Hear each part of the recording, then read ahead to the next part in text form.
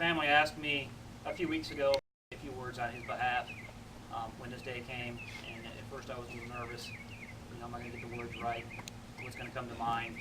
But I spent some time. I talked with Carol yesterday a little bit, and I've had a lot of experience with Don over the last 12 years to get to know him personally, on a personal level. He was more like a father figure to me than my own father. So we really had that opportunity to bond. And if I read from this, bear with me. He said, I've got a few pages here, the stuff that I wrote down. Okay. Like I said, as everybody knows, Don passed away early Friday morning at the young age of 71. Here at his house with his wife by his side, family and friends were present. So, and he went on his terms. He wanted to be here, and he went peacefully. Don was a close friend of mine, and when his family asked me to say a few words, like I said earlier, I was truly honored that they would ask me to step up on his behalf and speak on his behalf. Like I said, I was a little nervous not to get the right words and say anything that might not be right. But I've known Don for 12 years, ever since we bought our land down here in the neighborhood.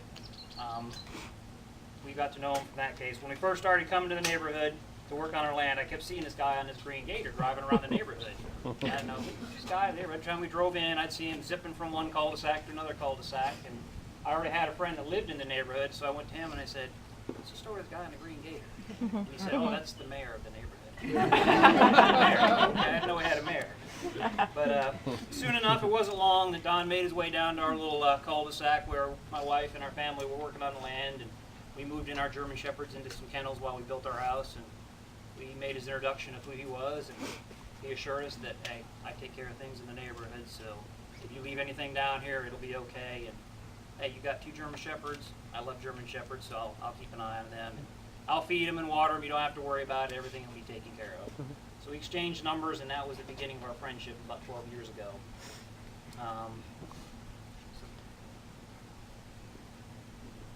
Don was always generous and more than willing to help. Whenever someone needed something, he was always there in any way possible.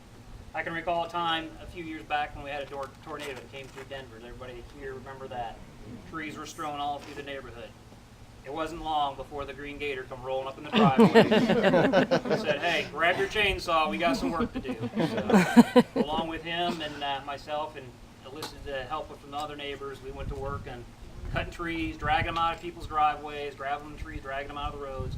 But he was always there, willing to lend a hand. He never turned to help away. If somebody asked him to help him out, he was always there. I recall a time, another issue that came to mind is when we had break-ins in the neighborhood. You were a victim yourself here, Carol, a couple times. And that bothered him that people were coming into this neighborhood and actually victimizing people that lived in the neighborhood. So he got together and we decided we need to do something about it. And we went around in his gator with my wife and the kids, and they put flyers on everybody's mailbox to say, "Hey, we need to have a meeting so we can address these issues and come up with some degree of a neighborhood watch." So that was part of his idea to do that.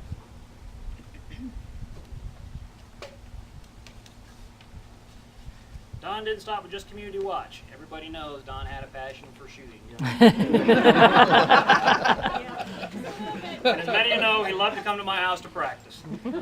Don saw the need for himself to get the concealed carry permit and said, "You know what?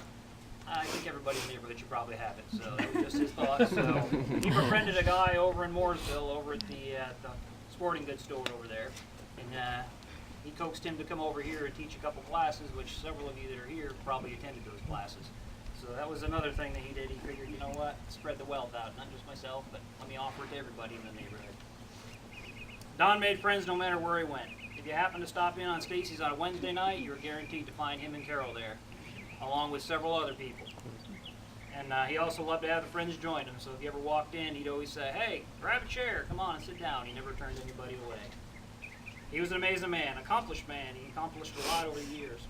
We had a chance to talk, and I would just listen to him. On one occasion, I learned that he was a police officer. Anybody know that Don used to be a police officer in Michigan years ago? He used to be a canine officer, and I can remember the story because he told me probably 50 times. He used to train dogs, and how the trainer used to have to beat him so that the dog would attack. Well, the trainer was beating on Don one day, and the dog jumped up and bit the trainer right here in his chest and left him some good old gash where he had, I think, stitches or something like that. Well, Don said that was the best day of his life. He went home and fed that dog the biggest steak he could find. So he told me that story over and over again. But also an accomplished salesman earlier on in his life. I remember he used to talk about the business that he used to work with and how he traveled all over the Arizona area, California, that whole area out there. He used to fly all around, and he was a pilot. He actually had a plane and flew himself around a lot of times. And I remember he used to tell me how he used to fly down the Grand Canyon before he was banned where he couldn't. He would get right down in the canyon and fly through the canyon from the one end to the other end, and how beautiful it was. But that was another passion that he used to have. He had all sorts of interests. Besides his passion for shooting and flying, he also liked to fly fish. And I don't know if you saw the pictures in there, if you're watching the slideshow. He went to Wyoming on a fly fishing trip one year, and his first day out, he slipped down a hill. Was sliding down a hill, and he saw a big tree that might have impaled him, so he decided to take the other path and fall and tumble instead. And he broke his arm right here. And that was on his first day of the trip. Did that slow him down? Did he go seek help? Did he go see a doctor? No. What's he do? He puts his arm in a sling and continues on for a couple days, drifting down the river fly fishing. Don was also another interest that he had later on in his life was prospecting. And I know Karen and Mike. He befriended Karen and Mike and Carol. When they got this motor home, they used to like to set off on adventures to go mining and prospecting, and his hope was to find the mother lode. He was saying, I'm going to find the mother lode, and Carol and I are going to go cross-country camping, seeing the rest of the United States. That was his biggest dream to do. But unfortunately, I'm sure he's found the mother lode already. Don never, well, I already talked about that. I could continue on with stories and stories. He said in 12 years, he's got a lot of them to talk about. And I was going to also let you guys have an opportunity, if anybody here has a story that they wanted to share, in just a minute. I'd like to end this letter by letting everybody know Don was more than just a friend. He was family to me, and forever will hold a spot, not only in my life, but in the lives of my family, and I'm sure many of your lives as well. To Carol, on the day before Don passed away, Don and I had a chance to sit down and speak, just him and I. And his biggest concern, once again, he didn't care about himself, was you. He wanted to make sure that you were taken care of, and I gave him that promise that you will always be looked after and taken care of. To Don, you're loved by many, especially everybody here today. You'll be missed, but you will not be forgotten. Take care, my friend, and I'll see you on the other side. Does anybody have anything else that they'd like to say or share a story about? I'll share a story. It's my one story of coming to the house here. Gator guy, I did not know his name until recently. I and Eric had been on vacation, and their beagles got out, and they were running through my backyard, and my Doberman was freaking out, and I thought, oh gosh, what am I gonna do? So I said, Don will take care of it.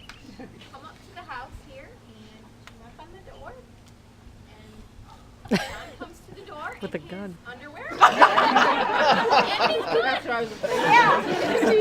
Yeah. And I said, what are you doing? He goes, look it, lady. You're on my property. You don't like it. I said, I'll tell you about these dogs. And he goes, come on, let's go get them. Jumps in the gator. He goes, saves them. Gets them there. But completely caught me off guard. Wow. But to know him, that's just who he was. I got to know Mom one day. Yeah. More than she wanted. That's how I got the mail, too. Yes.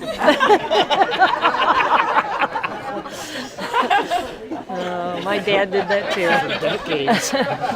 They always walked around in their underwear. Okay, I've got a funny one. I'm Tammy, I'm Don's daughter-in-law. Years ago, when we moved down here, we were living with Don and Carol, and we were all upstairs, and our son was upstairs, and they put too much toilet paper in the toilet, and flushed the toilet. Well, when I came downstairs, it was raining in the kitchen, and I mean literally raining. I thought, oh my God, my boy's dead. Don's gonna come downstairs and kill him. Don comes downstairs, and just as he comes downstairs, I turn, and here comes Don, and I thought, oh no, I thought to myself, run, boy, run. Don just went like this and started laughing his butt off. I thought, oh, thank you, Jesus, my boy's gonna live. Who did Don send to fix it?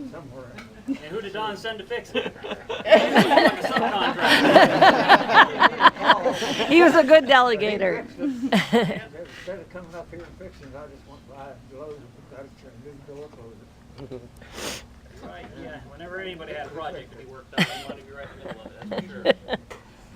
wouldn't allow anybody to come help him. That was his thing. Yeah. I can do it. I got it. I can get it. He was too stubborn. Unless you did everything he told you to do. Exactly like we told you to do it. When we cleaned the garage a month or so ago, oh my, he didn't leave this garage, did he?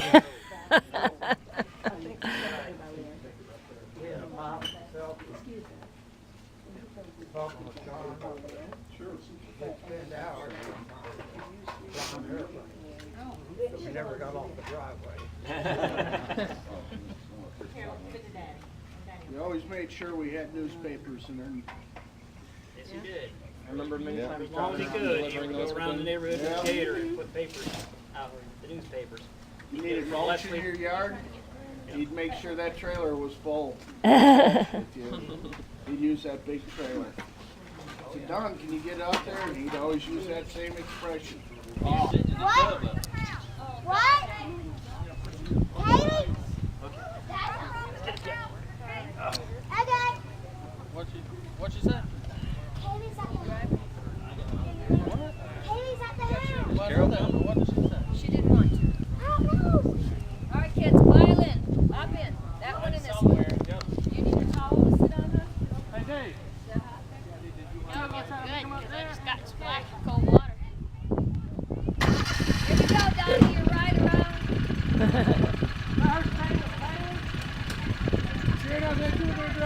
You walk.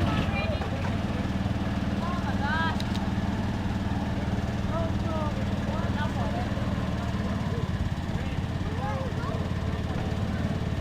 Hey, don't go red.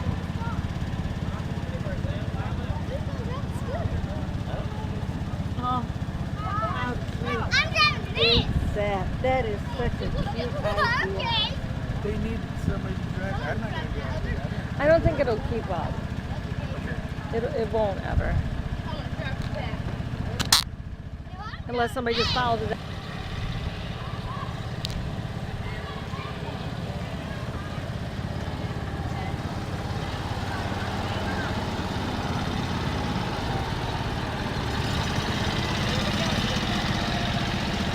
Bye.